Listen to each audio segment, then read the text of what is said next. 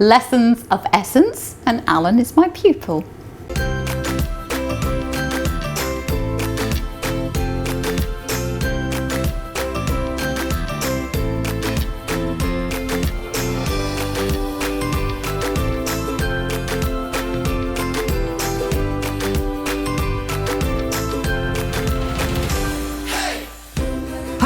Welcome to Get Gardening. I'm Alan Gray and this is Vanessa Scott.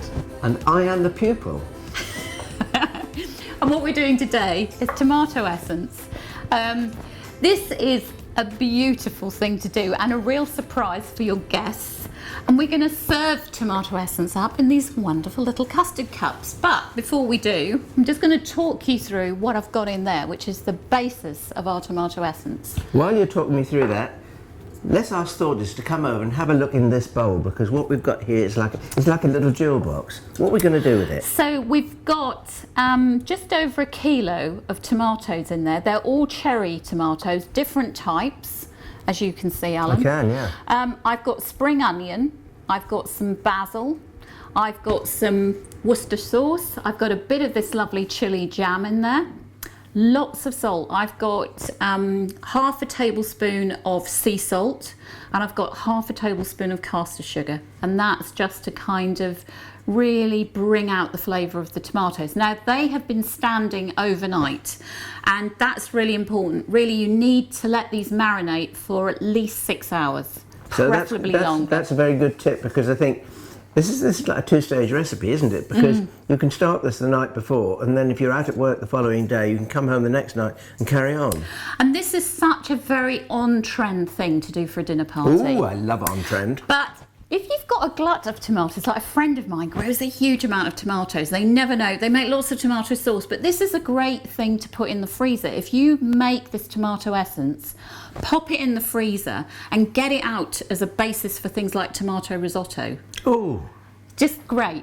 Or if you want to do it again as a starter, as a little amuse-bouche, you've got the great flavour of summer in a cup. I'm going to jam this up. You're going to jam it up, and then what we're going to do is we're going to strain it. Now, I've got a tea towel here that's got a very open weave on it, but you could use muslin or even one of those kitchen rolls.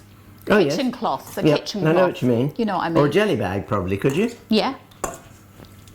Well, we want something, that will strain the liquid through. So in other words, don't use a jelly bag, because the weave is too close. Yeah. Yeah. Yeah. I think you've probably Have I got, done that? yeah, Yeah. that's fine. And we've just literally broken that up a bit more with a potato masher. But you could just blitz it slightly in a food processor. And then we're going to pour it in. Let me use the spoon, Alan. Yes, otherwise it's going to go all over your kitchen floor, which is not well Nearly. held. Well held. Just poke that down a bit. Now, the ideal place to actually put this to strain is in a fridge. But as I've used a Jolly Great jar here, I'm probably not going to get it in my fridge. There we go. Even Vanessa's fridge is not big enough for this jar. We'll let it do its biz now. So you just leave that now? We just leave it to do its stuff. Can we see it starting? Yes, we can. There it is, starting to dribble through. Yeah. And it would take, surprisingly, it doesn't take as long as you think. It really needs probably about 20 minutes to just drip through. So now we can set that aside. We can set that aside. So I will try and get it in my fridge. So while the tomato essence is straining, we're going to make a little tomato salad and we're going to serve it with it. So, well, what we've got here, we've got a selection of heritage variety. Heritage tomatoes. Yeah. And we're going to give a bit of variety to our variety of heritage tomatoes. We're going to slice and actually cut them into wedges as well. So they don't all look the same, is what I'm saying. Okay, so if I wedge this green chap up, he's a bit hard, Ness. Yeah, I don't think he's... We ought to do a taste test on him. I don't know whether he's Let's do that. We're gonna... Thank you.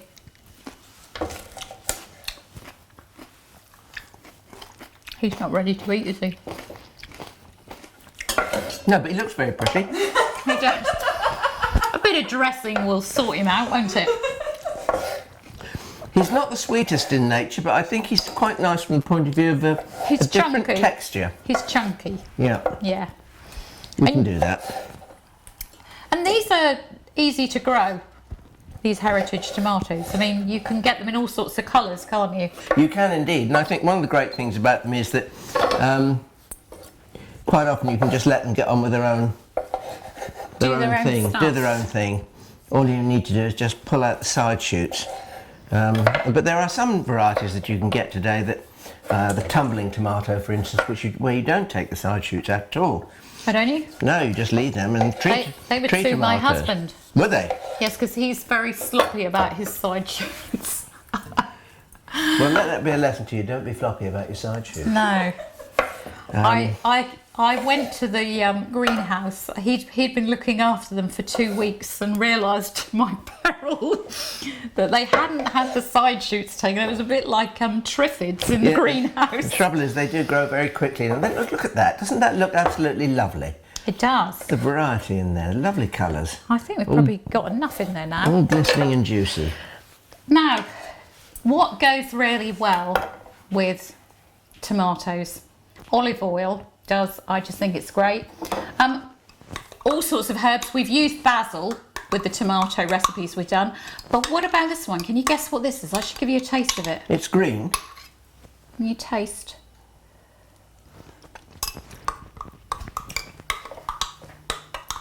It's watercress. Yes, it is.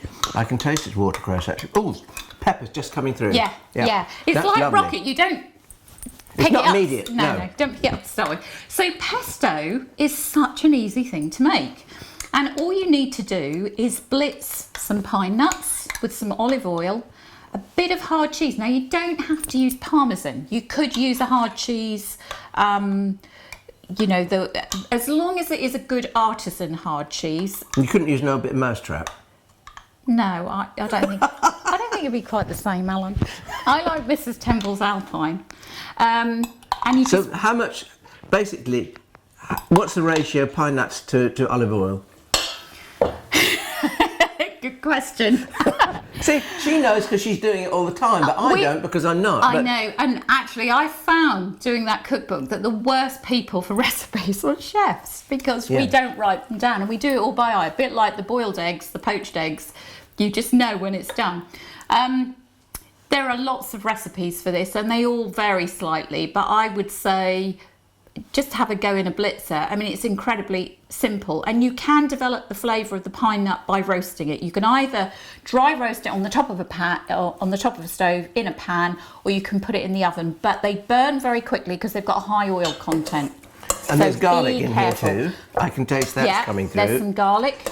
And actually, you know, it doesn't take much to do a jar of this. This has just been popped into... How long would that last, Ness, in the fridge? That would last easily 10 days.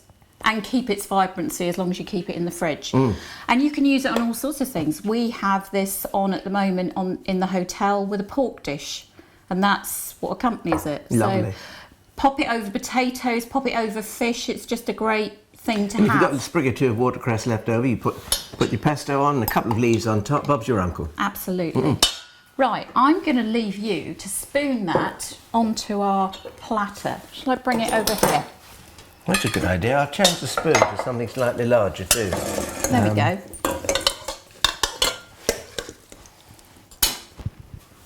And they are great colours. Again, this is such a simple thing to do. And you can get so many different varieties. I mean, the lovely black tomatoes that you can buy. Well, Black Russian is a lovely one, isn't it? Yeah. And there's some very plum coloured, there's plum shaped and plum tomatoes that are called plum tomatoes, but there are also some plum coloured tomatoes which are rather lovely too, I think. Yeah. And of course you could pop on this mozzarella, but I thought we'll keep this cheese to a minimum as we've got the cheese and the dressing. But again, it's a really... How's that? Is that arranged to your satisfaction, That's madam? good. So we have a bit of bread on there, rather a large bit of bread. And then we're going to get our tomato essence out.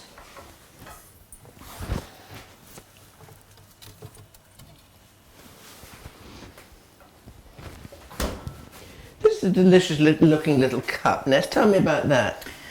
These are custard cups. So they were sort of really an 18th century dessert. Yeah, 18th century. Yeah. Yes, yeah. That's rather lovely, isn't it? And what would you put in there? Would you put like a little custard, a flavoured custard? Yeah, I mean, lemon posset would be good in here. These Chocolate mousse would be good. chocolate mousse, and you can find these in bric-a-brac shops, antique shops, on markets. Have a taste, Alan. The essence of love, because that's what a tomato was called, wasn't it? It was a love apple. Yeah, love apple. Oh. And it is just an amazing... Oh, it is. It was just fresh, it's vibrant, it's... It is pure tomato. Pure tomato, and yet you can see through it. It's slightly opaque, but yet you can see through it. It's just... it's just wonderful. It's a great thing to actually make this up and pop it in the freezer and just have it as a stock throughout the winter months. Because to me, it tastes the sunshine. It's just all that lovely tomatoey, happy, acidy, sugary balance that just works so well together. Yeah, I think she's getting worked up over this. I like tomato essence. I think this is the essence of summer. It's absolutely delicious. Thank you. Yeah, cheers. I'm Alan Gray. And I'm Vanessa Scott. And I'm the No,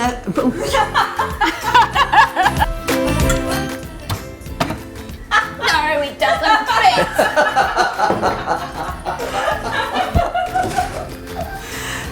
You were both waiting for that.